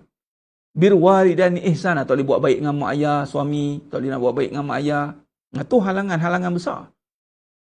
Yang itu je. Terhalang amalan yang wajib. Itu disebabkan dosa. Malah tidak rasa nikmat dengan amalan yang wajib. Ya, itu sebab dosa. Wajib dengan sebeban. Solat dengan macam, dia tu ada lagi tu. Sedangkan solat ni sepatutnya benda yang dah diringankan oleh Allah, walaupun benda tu berat. Sedangkan Imam Ghazali Ta'ala mengatakan solat itulah paling ringan untuk ditinggalkan. Dia nak taat dengan suami berat. Gaduh je. Mak ada disukul. bergaduh je. Mari suka berhenti ni Mbak Jais. Mak wajib mutasil. Bergaduh je. Nampak?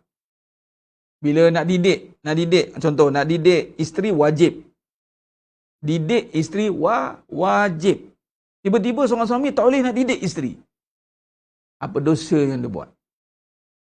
Apa dosa yang dia buat? Sampai Allah tak bagi bantuan mendidik. Seorang isteri tak boleh taat dengan suami. Apa dosa yang dia buat sampai tak boleh nak taat dengan suami? Tu je. Tiba-tiba tak boleh nak solat ni, awal waktu ni. Asyik telajak je kerjanya. Sedangkan tengah sedar, tertidur, okey, dimaafkan. Antara dua hukum, antara dua keadaan yang tidak dijatuhkan hukum. Gila, tidur. Nampak? Gila, tidur. Bila tidur, gila tidur tak apa. Tapi ni tengah sedar ni. Tengah asar, waktu zuhur, waktu maghrib, waktu isyak. Nampak? Jadi sedang jemaah yang mulakan Allah SWT. Malah tak teragak-agak. Kalau tak khusyuk dalam solat Ustaz, itu tambahan. Nurul Atira. Itu tambahan. Itu aksesori. Aksesori. Khusyuk ni bukan maksud anda tidak berfikir. Langsung shut down. Kalau tengah solat, langsung tak fikir. Gila, faham. Berfikir tu ada, tapi anda tidak terkesan dengan fikiran itu. Ini dicakap oleh sendiri almarhum Datuk Abbasan Hafiz. Bak khusyuk. Kalau bak khusyuk, Ana pertama tak khusyuk. Ana lah yang pertama tak khusyuk. Dia letak, dia cakap gitu. Dia masa tengah berborak. Khusyuk ni bukan seperti yang kita faham berfikir. Khusyuk ni adalah kerja hati. Hati ni, hati. Serabut hati ni. Hati tu risau bak rezeki. Siapa yang bak risau bak rezeki, dia tak akan khusyuk solat. Selesaikan bak rezeki. Yakin bak rezeki. Tengok Allah bagi nikmat solat. Fikiran memang melintah-lintah juga. Syaitan, dia duduk kat fikiran tu. Allah, masuk. Allah. Lawanlah dengan bacaan surah Fatihah. Ingat makna, itu tak apa. Ini khusyuk ni, yang dia tak ada keasyikan. Dia tak rasa hati dia tak kat solat. Itu namanya solat khusyuk. Dia tak ke solat. Hati dia ke berniaga, hati dia ke apa lagi? Ke meeting, hati dia ke mana lagi? Tu kata. Sebab tu an solatihim sahun. Lalai tu an tu, itu lalai. Lalai tu melambat. Kalau khusyuk dalam. Qad aflahal mu'minun. Tu surah Mukminun tu. Jadi kalau nak khusyuk tu kerja hati. Sebab tu orang yang nak solat, dia tidak boleh ada masalah hati. Dia tidak boleh ada bergaduh-gaduh suami isteri. Dia tidak boleh bergaduh-gaduh dengan orang keliling. Dia tidak boleh bergaduh-gaduh dengan masyarakat. Sebab kerja hati. Allahu Akbar. Ni, hati ni. Hati ni. Busuk hati lagi tak? Nak khusyuk ni. Cinta dunia lagi tak? Ya cikgu Amir, amalan kena spesifik. Bukan seluruh amalan. Amalan apa? Yang terhalang tu. Amalan yang wajib. Saya letak kat sini. Tengok terang. Habis cerita. Amalan yang wajib. Terhalang untuk anda lakukan. Satu. Terhalang untuk anda perhalusi. Anda nikmati. Terhalang semua. Yang wajib ni anda rasa macam tak ada apa-apa lah. Wajib. Buat je lah. Mana ada dosa apa tu? Dosa apa tu? Itu dia. Itu kena ingat. Yang wajib terus amalan yang wajib. Jadi hati ni kena bab solat khusyuk ni kerja hati allazina yazunnuna annahum. Kalau dalam surah Baqarah 45. Wasta'inu bis sabri was salah. Wa innaha lakabiratun illa 'alal khashi'in.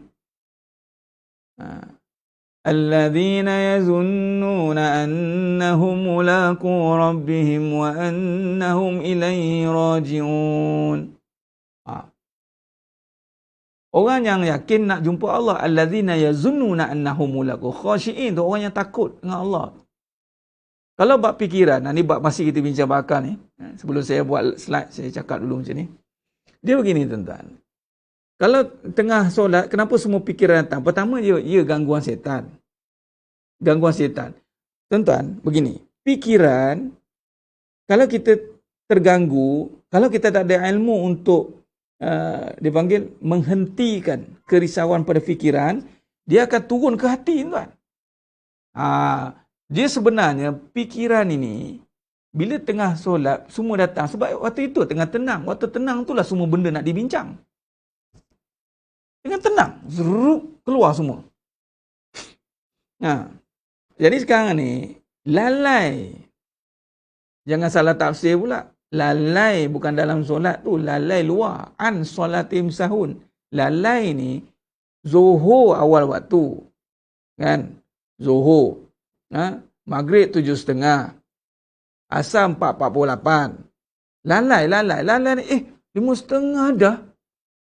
Tu masuk lalai. Lalai ni maksudnya dia tak ambil berat waktu solat tu. Itu masuk lalai. Kalau dalam pemikiran tu bukan lalai. Pemikiran tu macam-macam fikir. Tergantung tentang hati dia. Kalau dia hati dia tengah risau, fikiran memang mengacau-kacau. Mengacau-kacau fikiran. Nampak? Jadi sedang jemaah yang mulakan Allah Ta'ala.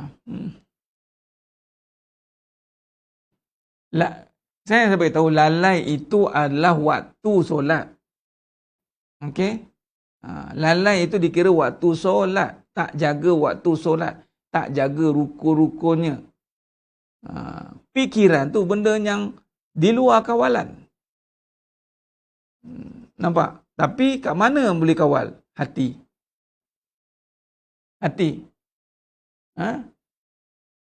Jadi sebenarnya mahmudkan Allah Ta'ala. Dengan hati itulah akan melapangkan fikiran itu. Sebab tu sebelum nak solat, jangan tergesa-gesa. Nabi dah ajar dah. Jangan tergesa-gesa. Jangan berlari.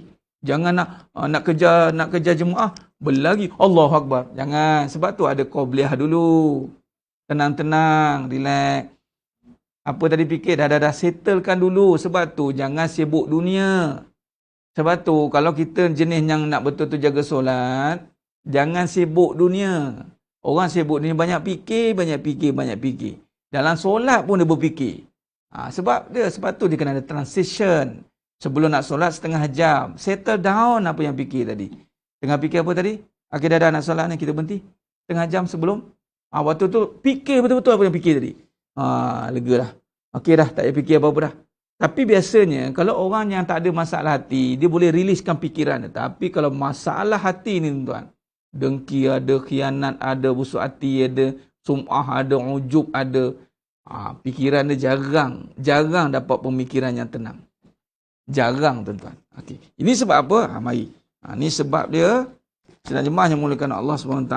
Kalau kita lihat berbalik perbincangan kita, saya buat gambar raja sikit sebelum saya buat closing kita insya-Allah. Ini kita habis tak lama pukul 11 5 minit 10 kita habis. Baik. Jadi kalau kita lihat perbincangan kita yang sebelum ini mengatakan akal ini akan jadi yang ke depan. Akal ni dia akan apa takrif? Saya bagi takrif mudah benda yang kita fikir.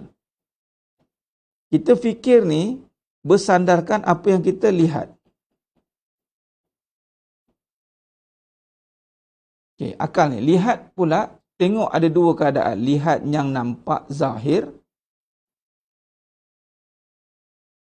lihat yang nampak dalam batin. Batin, lihat batin ni maksudnya minda, kita panggil ilham.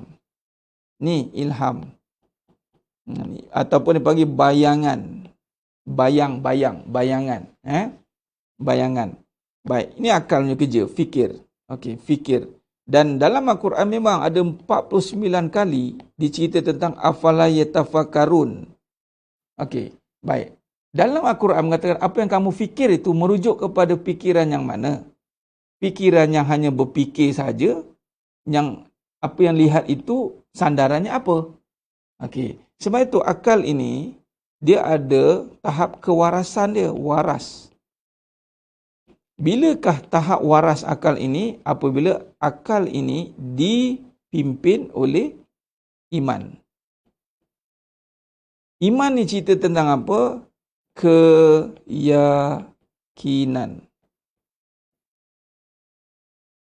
Tu. Keyakinan kita tentang apa? Tentang contoh, saya ambil contoh satu, pahala. Okay. Jadi bila pahala ni tuan-tuan, maka akal ni ni kata diisi dengan iman ini. Maka akal ini akan melihat dengan ilham yang ada tadi. Ni ilmu ni. Ini dia panggil ilmu ni. Ilham tu ilmu lah. Ilmu yang benar. Ilmu yang benar. Maka dengan ilmu yang benar, ilham pahala ni, aku nak buat ilham pahala ni, nak pahala ni. Maka apa yang dilihat pada zahir itu akan diterjemahkan dengan zahiran yang baik. Itu dah zahir. Penzahiran tu yang dilihat. Contoh apa yang dilihat? Dunia. Dunia ni sentiasa duduk di depan ni dunia. Dunia ni, apa sifat dunia ni? Ragu. Sebab tu dunia ni, dalam kitab Minhajul Abidin, karangan Imam Ghazali SWT meletakkan dunia ni halangan terbesar. Halangan paling besar, tuan-tuan. Besar untuk menjauhkan kita daripada Allah Subhanahu Wa Taala. Sebab apa dunia ni jadi halangan? Sebab dunia ni, dia ada satu sifat yang membawa kepada kelalaian. Satu sifat yang dipanggil ghurur. Gharar, ghairillah. Yang ini lalai. Ini sifat kejadian dunia lah. Penipu. Wa mal hayatud dunya illa mata'ul ghurur. Penipu. Baik, bila penipu, apa yang akan ditipu? Ustaz, kenapa dunia Allah jadikan? Ini Allah kata ujian lah. Ujian lah, macam mana Allah nak uji kita. Maka akal kita ini ketika melihat dunia, lihat dunia ni dengan sifat dunia tanpa ada ilmu. Ni patutnya ada ilham tadi kan. Ilham dia kosong. Malah ilham dia digantikan dengan ilham juga. Fa'alhamaha fujur. Masuk ilham fujur. Kat mana boleh masuk ilham fujur, Ustaz? Fujur ni kerana ketika dia lihat tanpa ada bimbingan iman, maka dunia terus mengambil alih penglihatan dia. Tengok dunia, nampak dunia terus. Dan dia tertutup daripada penglihatan yang bawah ini. Yang bawah ni dia tertutup. Nampak? Dia tertutup. Maka dia nampak dunia. Maka nampak dunia, terus dia bagi definisi penting ataupun indah. Imam Hasan Al-Basri rahimahullah mengatakan hubbud dunya ra'sul khati'ah. Ada cinta dunia kat sini. Dia tengok pula dengan cinta. Dia tengok dengan indah. Maka keindahan dunia telah masuk kepada nafsu dia. Baru cerita nafsu ni masuk. Nafsu ni cerita perasaan. Ni dah kata depress ni kat sini. Depress ni tuan-tuan. Bila perasaan dia telah diisi oleh dunia. Perasaan suka. Bestnya dunia ni. Menariknya dunia ni. Walaupun dia solat 1000 rakaat. Walaupun dia baca Quran 30 juzuk. Khatam setiap hari. Tapi perasaan dia pada dunia itu tuan-tuan. Dia tengok dengan perasaan yang menggairahkan. Sehingga dia kata, hubbud dunia. Timbul cinta pada dunia. Dia tengok, ya Allah, indahnya dunia ni. Maka nafsu ni akan kontrol akan. Maka nafsu ni akan memberi ilham. Dia panggil fujur. Maka fujur ni tuan-tuan akan masuk dalam akal dia. Bila masuk dalam akal dia, panggillah akal yang tidak waras. Akal yang serabut, akal yang celaru. Dia akan pergi pada akal yang merosakkan dunia tu balik. Maka dia akan ambil dunia dengan akal yang dipengaruhi oleh nafsu, maka akal kata, kalau 1 juta tak cukup. Tak cukup, banyak aku nak bayar. 2 juta tak cukup. 2 juta tak cukup. 3 juta tak cukup. No, nafsu kata, no. Berapa? Kau kena ada duit banyak. Okey, banyak. Iman mana iman? Iman tolak tepi. Di saat ni tuan-tuan, dia tengah happy. Dia tak ada stres lagi. Dia tengah menyusun perasaan dia dengan indah. Bila akal dia push dunia itu sampai maksimum limit, maka akal dia akan stuck. Waktu itulah nafsu kontrol. Kali ini nafsu kuasai dunia pula. Akal tak fikir. Akal dia tunggu masa. Syaitan, iblis dia tunggang nafsu. Iblis tak bagi nasihat secara direct. Kalau kita belajar bagaimana Siti Hawa, tuan-tuan. Siti Hawa, dia memang kata, iblis memang cakap dengan Siti Hawa, tetapi soal susah. Ragu dengan syurga. Itu maksudnya apa yang dilihatlah. Iblis dia gunakan perasaan risau Siti Hawa itu. Dia pergunakan perasaan. Dengar cerita, dia pakar auta. Dengar cerita, kalau tak makan buah khuldi ni, akan keluar daripada syurga ni. Nampak? Dia mainkan sentimen. Dia mainkan perasaan. Sebab tu orang yang suka mainkan perasaan, memang mudah terkesan dengan apa saja bentuk fitnah. Mainlah perasaan. Perasaan mainkan, sudahlah kita sebagai isteri nyong ni. Dia mainlah. Tak tahu tak main perasaan apa, dia akan mainkan keadaan. Itu je. Orang nak mainkan perasaan, dia akan jadikan keadaan sebagai sentimen dia. Dia tak letak hukum dah. Hukum-hukum tu lah tepi. Itulah yang kata ada satu masyaikh tu cerita.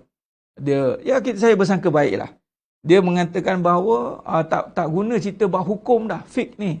Kita kena menyantuni, kita kena empati pada dia. Ya, memang keadaan itu akal dia tak boleh cerita pasal hukum hakam, tuan-tuan. Tak ada.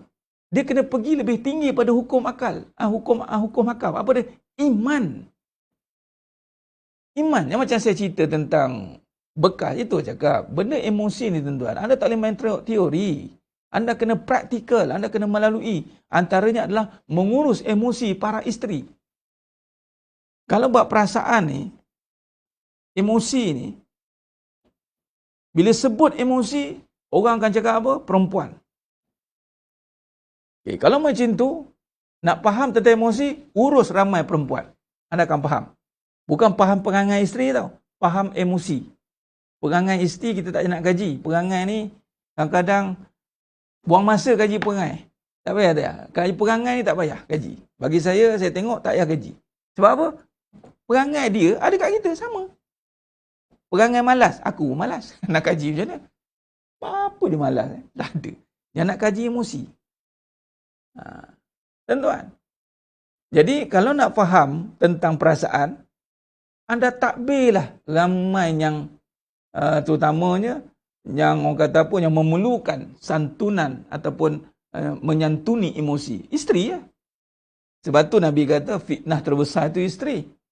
Wanita tu isteri lah. Sebenarnya bukan wanita main bergaul dengan perempuan semua. Dah. Wanita tu isteri. Dan sebab tu Nabi bagi kredit dekat anak perempuan. Siapa ada anak perempuan, lagi ramai anak perempuan, lagi beremosi sama. Jadi sidang jemaah yang mulakan Allah Ta'ala. Jadi bila Allah berikan Nabi SAW berjaya mengurus emosi para isteri Nabi, maka Nabi lah yang layak berbicara soal emosi. Dan semua isteri Nabi semua bahagia. Ustaz cemburu ni, apa yang cemburu ni? Sekali itu je. Kita berbelah tahun cemburu. Sampai naik jadi hantu pun lari dah. Hantu pun takut dah. Aku tak adalah perangai macam ni. Teruk lagi daripada aku. Nampak? Jadi sidang jemaah yang dimulakan Allah Ta'ala. Bukan ada pengalaman, Liza. Kita bukan cerita soal pengalaman. Daripada Allah berikan peluang untuk memimpin para isteri, Allah berikan petunjuk. Tu.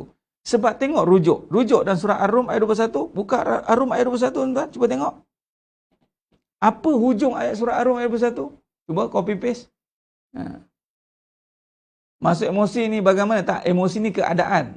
Cerita simple. Emosi ni apa? Keadaan. Kena faham keadaan. Emosi tu keadaan. Anda faham susah, anda faham senang. Anda faham situasi itu. Faham itu dengan ilham. Ilham apa? Ilham iman. Faham dengan tu. Tengok tuan-tuan maksudnya apa? Tu. Wa min ayati ana khalaqalakum min anfusikum azwaja litaskunu ilaiha wa ja'ala bainakum mawaddatan wa rahmah inna fi zalika laayatil liqaumin yatafakkarun. Dan di antara tanda-tanda kekuasaannya ialah dia menciptakan untukmu isteri-isteri dari jenismu sendiri. Sebab tu saya cakap perangai tak payah. Perangai kamu tu. Supaya kamu merasa tenteram kepadanya dan dijadikannya di antara kamu rasa kasih dan sayang. Sesungguhnya pada Nabi itu benar-benar terdapat tanda-tanda bagi kaum yang berfikir. Sebab tu rumah tangga daya fikir tinggi. Kadang-kadang tak terjawab ustaz dengan isteri. Game over. Perempuan always right. Semua buat lawak macam tu. Saya perhati kebanyakan. Majoriti. Tak apalah isteri. Sampai tak boleh nak berfikir. Sampai tak boleh nak fikir. Tak tahu perangai perempuan macam tu lah. Bodoh terus dapat. Allah Akbar. Perempuan. Ikutlah apa nak. Dia nak rantai bagi rantai. Dia nak gelang bagi gelang. Dia nak apa bagi dia. Itu je ke tahap perempuan. Nampak? Tuan-tuan. Daripada itulah Nabi SAW dipimpin oleh Allah. Sehingga berjaya menundukkan emosi suami dan emosi para isteri. Itu cara dia. Nampak? Nak cerita apa ni? Nak cerita tentang perasaan yang ditundukkan. Sebab tu perasaan ini bukan hanya bermain dengan teori, bukan bermain dengan dengan keadaan yang perlu dimanipulasikan. Tak ada.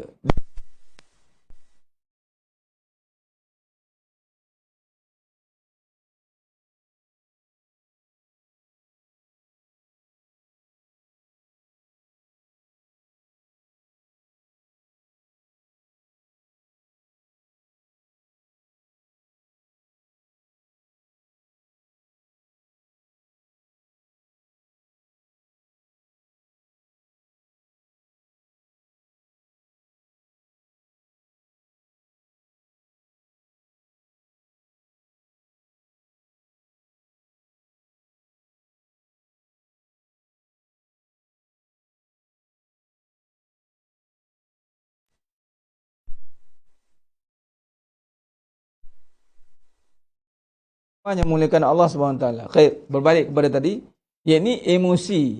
Adakah sekadar itu? Adakah sekadar itu saja? Yakni apa? Saya berhenti dekat tadi wanita tadi. Dan rumah tangga ni yatafakkarun. Yatafakkarun, berfikir. Sebab itu bila sebut tadi, bila akal yang tidak dipimpin oleh iman, maka sangkaan ilham fujur tu yakni ilham buruk, tuan-tuan, akan masuk pada akal. Itu dia panggil sangka buruk. Itu dia panggil sangka buruk. Sangka buruk itu kerana apa? Kerana telah dipimpin oleh nafsu. Nafsu pula telah dipimpin oleh dunia. Itu cara dia. Jadi sidang jemaah yang muliakan Allah Subhanahu Wa Taala, kalau kita lihat dia punya cerita dia cerita tentang dunia, kemudian akal dia melihat, kemudian bila akal dia melihat dunia, yang akan memberi nasihat ataupun yang berkata-kata yang akan memimpin dunia ini, maka dunia itu telah pengaruh kepada contoh ni nafsu. Tu dah terimpit. Dunia dan nafsu telah menghimpit akal. Nampak? Maka akal ini sepatutnya ada ilham. Dia ada dua. Dia ada ilham baik dan ilham buruk. Ni fa'alhamaha fujuraha wa taqwaha. Nampak? Jadi dunia ni memang perbahasan tadi. Itu kata bila beramal tadi macam Cikgu Amir tanya semua tentang semua amalan-amalan ni. Akal ni satu ketika dia beramal. Dia beramal tapi bersama dengan keburukan yang ada dalam fikiran dia. Jadi nafsu ni telah dipengaruhi sebab dia suka. Dunia ni akan membuat nafsu suka. Okey, jadi bila suka, nafsu ni akan memberi ilham balik kepada akal. Apa ilham dia? Dia akan ikut kehendak dunia. Ikutlah. Kalau dunia kata tak cukup, tak cukup lah. Sebab itu, kadang-kadang kita beramal, amal tak mana. Amal pun dia akan bubuh dekat sekadar amal ikut akal. Sekadar akal saja. Sebab tu selalu orang letakkan amal dekat akal, logik, fikir buat amal, apa lagi sampai jadi rigid. Jadi bila semua dibebankan pada akal, maka sampai masa akan adalah halusinasi lah, akan ada disorder lah, dan lebih bahaya keluarlah sangka buruk. Akal ini dia akan keluarlah ilham ni dipanggil sangka buruk. Apa maksud sangka buruk? Sangka buruk ni bermaksud dia akan melihat dunia dengan dunia, tu sangka buruk. Lihat dunia dengan dunia. Lihat dunia dengan dunia. Itu sangka buruk. Amalan tak boleh sikit, amalan kena banyak.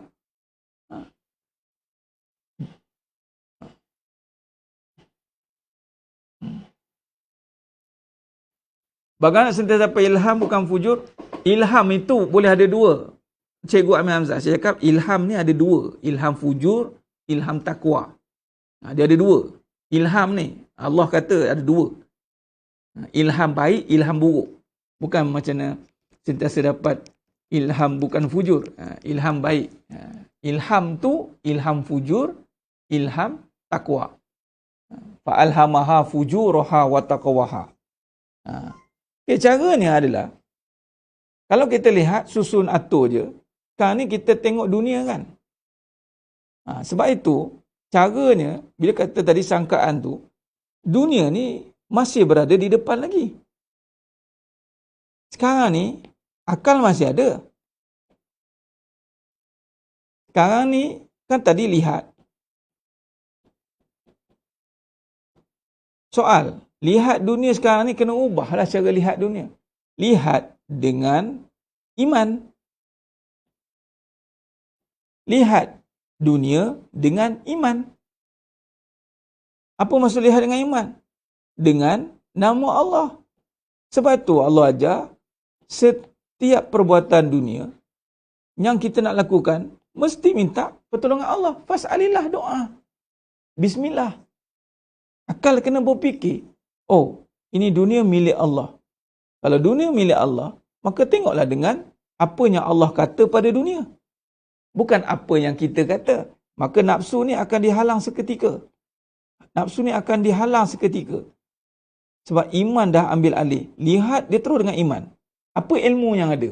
Macam contoh Cikgu Amir dan semua. Sekarang ni. Apa ilmu yang ada tentang dunia sekarang? Masukkan ilmu tentang dunia. Apa Allah kata tentang dunia? Itu cara dia. Contoh, Allah kata, contoh dunia kita tengok duit. Okey. Apa Allah kata tentang duit? Duit ni apa? Makhluk kan? Kita kena kajilah. Sebab tu boleh mengaji makhluk. Duit ni binasa, habis. Duit ni penipu. Oh, penipu, habis. Dah. Kalau habis penipu, kena iakan dulu. Oh, yelah duit ni penipu lah. Duit ni habis lah. Habis tang mana yang betul? Yang betul itu apa yang kamu buat kebaikan pada duit. Pahala. Kena fikir pahala. Sebab tu pahala ni perlu dipikirkan. Pikirkan pahala. Maka pada duit, fikirkan tentang kekuasaan Allah. Rezeki. Oh, rezeki. Sebab tu orang kata cari duit tu cari rezeki. Nampak? Ustaz, bab duit ni saya dah settle lah. Okey, kalau dah settle, tengok lagi bab dunia apa? Bab isteri pula. Ustaz, bab isteri saya dah settle. Oh, cepat no settle. Okey, tak apa. Tengok pula bab amal. Beramal kat dunia ke dekat akhirat? Kat dunia. Okey, sekarang ni anda tafsir amal guna akhirat ke tafsir amal guna dunia? Oh, boleh Ustaz? Ya. Kalau tafsir amal guna dunia, kena banyak. Sebab dunia kan banyak. Nak banyak, dia sama dia buat konsep. Saya dah tak gila harta Ustaz, saya gila amal. Oh boy, saya gila beramal. So sampai pening kepala beramal tu. Oh beramal tenang. Dia beramal makin confuse. Rupanya dia fikir amal cara dunia. Cara apa? Nak kena banyak. Nak kena banyak. Kalau cara akhirat, amal nak kena kualiti bukan banyak. Kalau ikut iman, kualiti. Allah nak yang kualiti. Sebab tu Nabi kata, rujuk pada hadis. Yang kualiti mana? Pergi balik kepada yang wajib. Perkemaskan yang wajib. Amalan yang wajib, yang utama apa? Tauhid. Ustaz, saya dah tahu buat tauhid. Tahu apanya kalau masih soal banyak? Orang yang betul bertauhid, dah tak soal banyak. Dah buat amal. Yes. Sami'na. Bak rezeki. Okey. Bak kasih sayang. Okey. Bak susah senang. Okey. Bak antu takut mati. Saya tak takut. Sebab apa? Allah yang matikan. Setakat hantu nak matikan. Mana boleh hantu matikan Ustaz? Saya tak jumpa pun kata hantu yang matikan. Saya hari-hari setiap malam baca surah Al-Hadid. Allah kata Allah yang matikan. Tengok ayat surah Al-Hadid Ustaz, ayat 2. Allah kata, aku yang menguasai kematian yang hidup semua. Allah kata, lahu mulkus samawati wal ard yuhyi wa yumit wa huwa ala kulli syai'in qadir. Apa lagi nak bermain dengan halusinasi hantu tu? Ada orang dia main dengan halusinasi. Dia ikut, kau buat nanti habislah kau, matilah kau. Kau buatlah dia. Kau ikutlah dia. Dah kita ikut kata siapa? Allah punya, kalau itu datang pada Allah tuan-tuan. Al-Quran tu kalamullah. Bermaksud kalam-kalam yang macam tu bukan dari Allah lah. Kenapa ikut kan? Maksud belum beramal dengan tauhid lah. Anda masih beramal dengan dunia. Main takut-takut kan? Amal kau sikit ni, amal kau sikit tak masuk syurga ni. Tak pernah kata Allah kata amal sikit tak masuk syurga. Tak ada dalil mengatakan amalan sikit tak amal sikit tak masuk syurga. Amal banyak masuk syurga, amal sikit masuk neraka. Tak ada dalil mengatakan begitu. Ataupun tak ada Nabi kata mesti kena amal banyak. Nabi suruh amalnya sedikit dan istiqomah. Sebab tu kalau fikir amal cara dunia, kita mula underestimate amal. Bukan kata dah ada ilmu tentang amal, cikgu ambil. Ilmu tentang amal itu ilmu bagaimananya cikgu faham tentang amal. Bukan lagi nak beramal. Amal tu sendiri. Belum cerita cara amal ni, ikut cara Nabi ajar. Cara amal tak payah fikir-fikir dah. Cara amal ikut Nabi dah. Kalau solat, tak payah fikir. Solat ni faham, cara ikut Nabi. Fiqah ni jelas. Bab fiqah ni tak payah fikir dah. Sekarang kena fikir ni, bab kefahaman akidah ni. Kalau tahu dah beramal, amal je lah. Yang sekarang bukan tahu beramal, tak faham beramal. Tak faham lagi sebab masih nampak dunia. Masih amal sebab nak fikir banyak. Tak tahu mana wajib, mana harus. Tak faham. Malah tak faham apa kehendak Allah pada amal. Allah nak apa pada amal? Allah nak kita beramal banyak ataupun kita nak beramal faham banyak bahawa Allah yang bagi amal. Amal Allah bagi, bukan kata bab amal ni sebab kita terbiasa harta kita usaha. Harta dah biasa nampak aku. Bab amal pun pahala pun nampak aku juga. Aku Ustaz, susahlah Ustaz. Saya nak dapat pahala ni, saya kena lawan Ustaz. Saya nak kena ada pahala ni, saya kena lawan. Lah sama, apa bezanya kamu dulu ada harta guna aku, pahala pun aku. Apa bezanya? Hilangkan aku lah.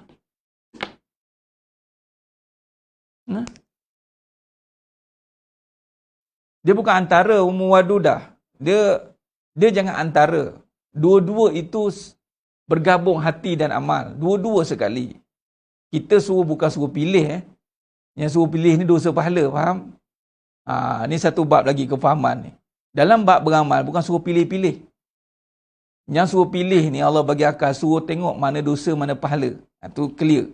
Mana haram, mana halal. Bukan pilih-pilih, aku nak beramal yang mana. Tak, beramal ikut suruhan. Yang mana Allah suruh beramal? Allah suruh beramal yang wajib kan? Jaga yang wajib. Dan tentu bab amal, kalau nak jaga amal, mesti jaga hati. Mana anda boleh, Ustaz, saya buat masa sekarang, saya tak nak jaga amal dulu, saya nak jaga hati dulu. Mana? Macam mana pula anda nak jaga hati je, tak nak jaga amal? Kalau anda nak jaga amal, sudah pasti anda nak jaga hati. Kalau anda nak jaga hati, pasti anda jaga amal. Benda tu syariat hakikat sekali. Dia tidak terpisah. Dia tidak terpisah.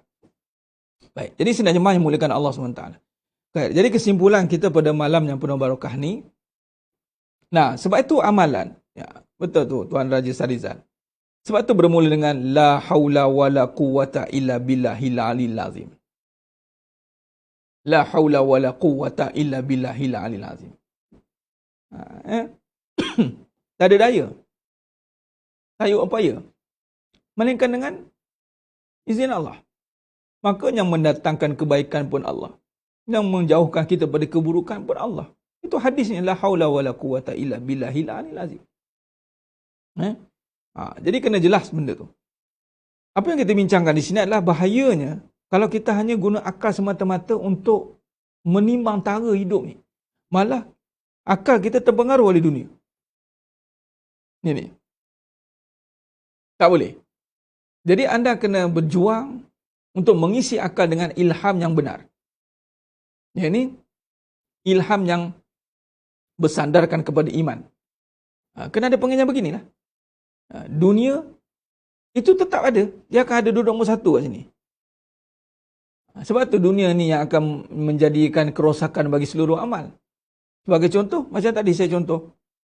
Beramal ni, dia tak nampak cara akhirat. Dia nampak cara dunia juga. Kefahaman dia, sebab cara akhirat itu Allah, tentang Allah. Jadi amalan ni meminta pada Allah. Macam tadi. Kan? Dalam bab solat, minta. Solat hati. Solat ini amalan syariat.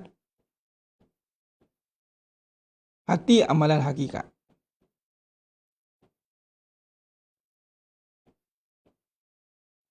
Tidak bermaksud terpisah. Dalam solat ada cerita bab niat. Qalbi. Rukun qalbi. Tapi sebut solat itu rukun Islam. Sebut niat iman itu rukun iman. Sebut hati tentang rukun iman.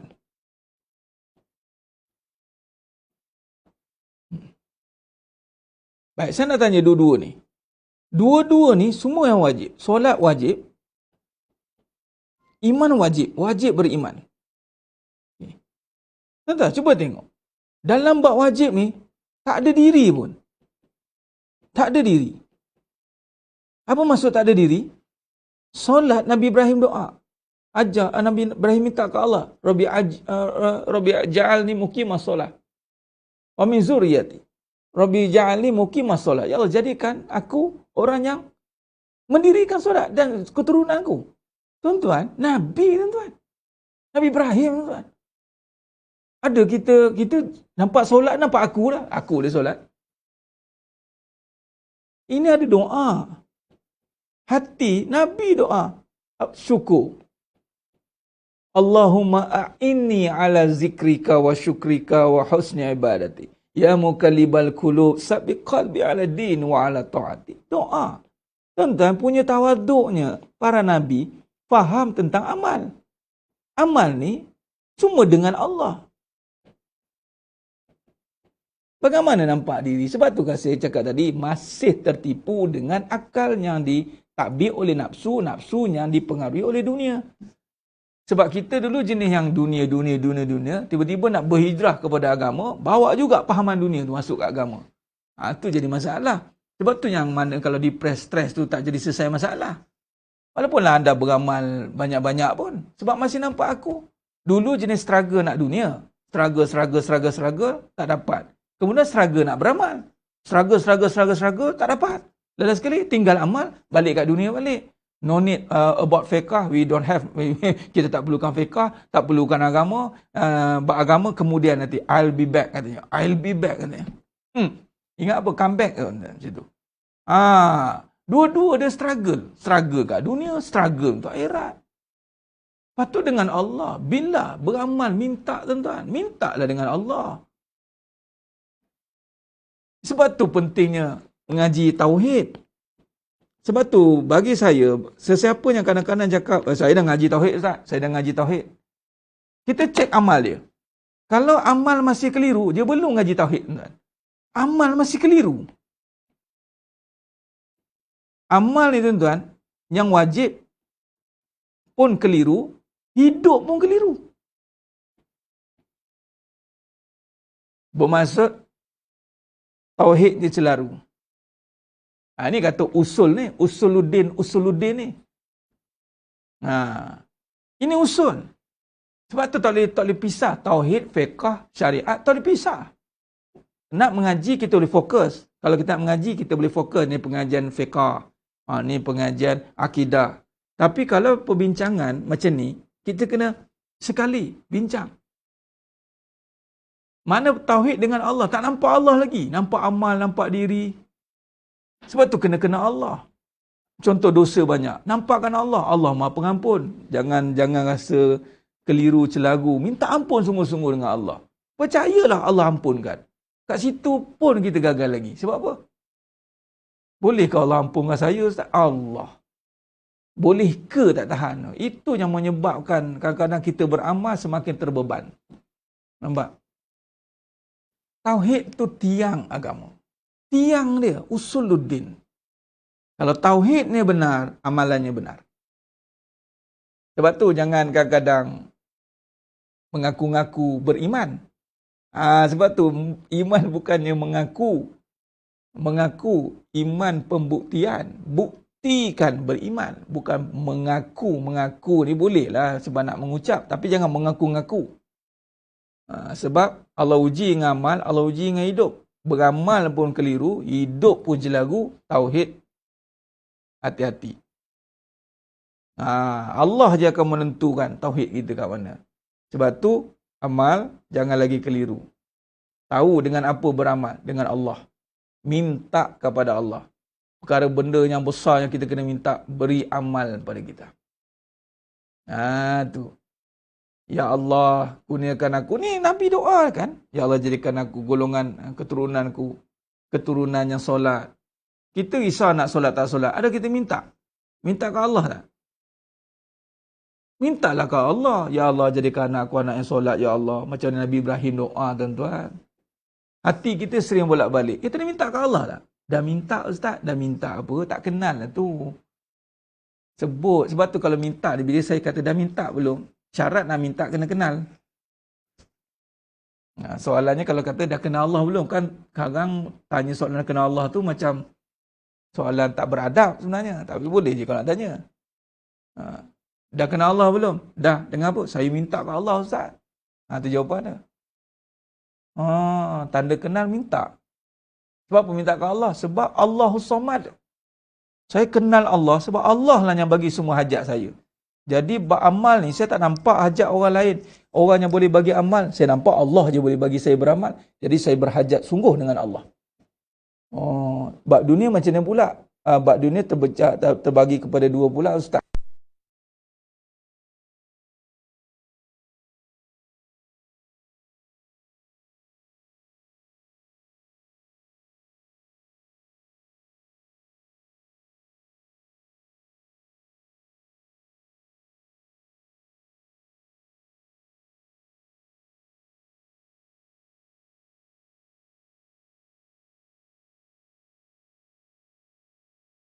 Allahumma salli ala Muhammad wa ala ali Muhammad. Khair. Okey, dari berhenti kat mana ni? Kat kenal Allah tadi. Jadi maknanya meminta itu mengenal sebenarnya. Meminta itu mengenal. Kalau kita mengenal, maksud kita meminta. Tapi ada yang meminta, tapi tidak mengenal. Kalau kita jenis tidak boleh tidak, mesti meminta pada Allah, maka tidak boleh tidak, mesti mengenal. Itu tidak boleh tidak. Mesti mengenal. Ya. Jadi sedang jemaah yang muliakan Allah SWT. Jadi itulah kesimpulan yang kita boleh buat pada malam ni. Kesimpulannya adalah, pertama kalau kita lihat, bila akal ditakbir urus balik dengan melihat. Ni kita akan sambung besok insya-Allah. Cara melihat, ni kita dah sentuh pada fasa sidik dah. Fasa sidik saya dah sentuh, tapi kita dah masuk pada fasa fatonah ni, maka dia perhalusi lagi. Iaitu cara melihat dunia dengan iman. Iman itu dengan keyakinan yang telah dibangunkan dalam perbahasan yang sebenar. Maka sebelum ini kita melihat dunia dengan akal semata-mata. Iman mungkin ada, mungkin tidak. Kita letak iman ni pada fasa terdesak. Kita tak mau. Kita tak nak iman pada fasa terdesak, baru cari iman. Baru cari doa. Doa ni kemudian katanya. Takut nanti bila dah terdesak baru nak doa. Jadi doa dalam terdesak ni, silat hari bulan, banyak benda kesalahan yang kita masih lakukan. Terutamanya masih fikiran masih tidak jelas. Baik, sebab itu sedang jemaah yang muliakan Allah Ta'ala, kita susun balik kefahaman ini insya-Allah. Moga-moga Allah bantu kita. Dunia akan dilihat oleh akal, tapi akal yang mendapat ilham yang baik, iaitu dibimbing oleh iman tadi. Maka bila dah faham sesuatu ini, maka barulah nampak perjalanan untuk melakukan amal. Itulah akan ada dorongan. Dia panggil nafsu juga akan masuk balik, tapi nafsu yang mendorong kita beramal. Dia panggil nafsu mutmainnah. InsyaAllah itu kita sambung besok insyaAllah. Jadi terima kasih banyak kepada semua yang terus setia menonton pada malam ni. InsyaAllah, moga-moga Allah bantu kita faham. Allah bantu. Ini pun satu perkara yang mesti minta. Ya Allah berikan kefahaman. Allahumma faqihu wa fiddin wa alimna bitakwil. Minta Allah bagi faham. Sebab kita tak boleh faham dengan diri sendiri. Kita kena minta faham dengan Allah melalui wasilah ilmu lah. Wasilah macam ni, duduk, sanggup pukul sampai 11.30 ni, sejam lebih 2 jam. Kita cuba nak singkatkan perbincangan. Cuma kadang-kadang saya tahu ada yang benar-benar memerlukan nak faham. Dia menyebabkan ilmu tu terus mengalir untuk anda. Kita cuba untuk limit-limitkan juga. Sebab kita faham kan, masa ni, kadang tak semua orang boleh komit dengan masa yang lama. Tapi saya melihat ada di kalangan di dalam ini yang betul-betul nak. Jadi sebab itulah kadang rezeki tu dapat lebih. Allah bagi. Sebab nak sungguh. Bila nak sungguh ni Allah bagi. Allah bagi kan. InsyaAllah. Apapun tetap kena ada limit jugalah. InsyaAllah saya cuba limitkan. Cuba nak habis pukul 11 tu habis dah sebenarnya. Baik. Jadi terima kasih banyak di atas semua yang hadir. Besok kita ada fitness call lebu insyaAllah. Dan malam besok kita ada sambungan kuliah kita. Terima kasih banyak. Teruskan istiqomah dalam pengajian ini. Mohon pada Allah berikan kekuatan untuk terus istiqomah di saat fitnah dunia yang sedang dilanda fitnah akhir zaman insyaAllah. Aku laqali haza wa astaghfirullahalazim li wa lakum wa bila taufiq wal hidayah. Assalamualaikum warahmatullahi wabarakatuh. Kita tangguh dengan tasbih kafarah dan suratul Asr. Subhanakallahumma wa bihamdik. Asyhadu an la ilaha illa anta astaghfiruka wa atubu. Bismillahirrahmanirrahim wal 'asr. Innal insana fi khusr. Illal ladzina amanu wa 'amilus shalihat wa tawassaw bil haqqi wa tawassaw bis sabr. Wallahu a'lam bis shawab. Takbir. Allahu akbar.